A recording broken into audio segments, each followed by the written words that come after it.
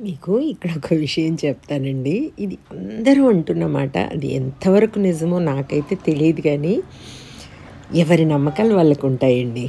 నమ్మకాలను గౌరవించాలి. అలా అని కొన్నింటికి మరీ ఎక్కువ గూడా ఇదిగా అనిపిస్తది. ఏంటంటే మొన్న మార్కెటెళ్ళినప్పుడు చీపుర్లు ఎప్పుడూ ఒక ఆవిడ దగ్గర తీసుకుంటాననమాట. ఇంకా "అమ్మ నాకు బోనవ్వలేదమ్మా, మీరు భోంచేస్తే బావుంటది. భోంచేయండి, మీ చెయ్యి మంచిది" అనేసి అంటా ఉంటారు. మార్కెట్‌లో చాలామంది అంటుంటారు నేను తీసుకునేవాళ్ళు. మీకు ఇంతకుముందు కూడా ఒకసారి చెప్పాను. ఒక ఆవిడుంటారు వెజిటబుల్స్. ఆవిడైతే ఫస్ట్ నేనే డబ్బులిచ్చి వెళ్ళాలండి.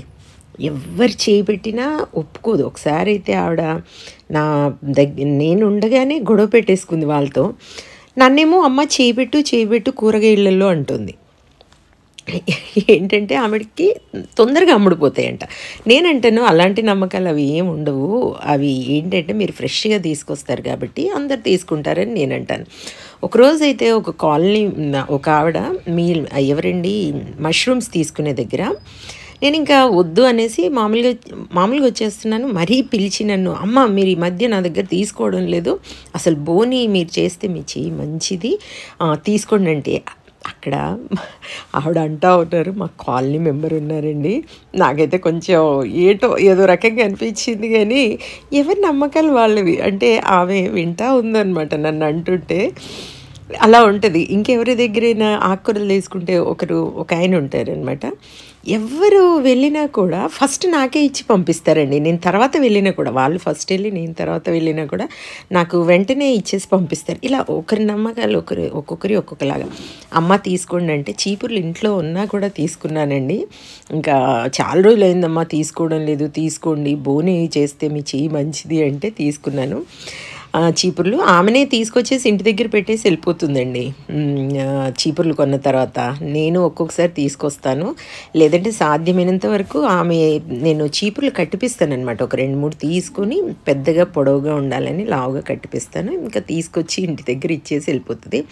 అలా అని కొంతమంది నమ్మకాలు కూడా వేరుంటాయండి. చెయ్యి ఏదన్నా పెడితే "బోనవ్వలేదమ్మా, చెయ్యి పెట్టకండి" అంటారు.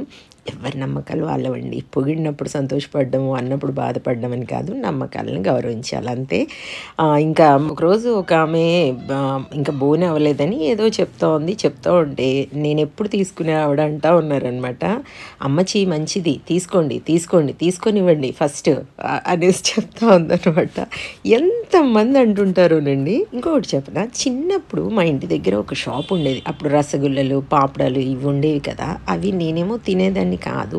కానీ రోజు పిలిచి నన్నక్కడ ఆమె "నువ్వు ఫస్ట్ బోని చెయ్యి, నువ్వు కొను" అనేదన్నమాట. నాకు అర్థమయ్యేది కాదు. అంటే ఏంటో మరి నమ్మకాలు.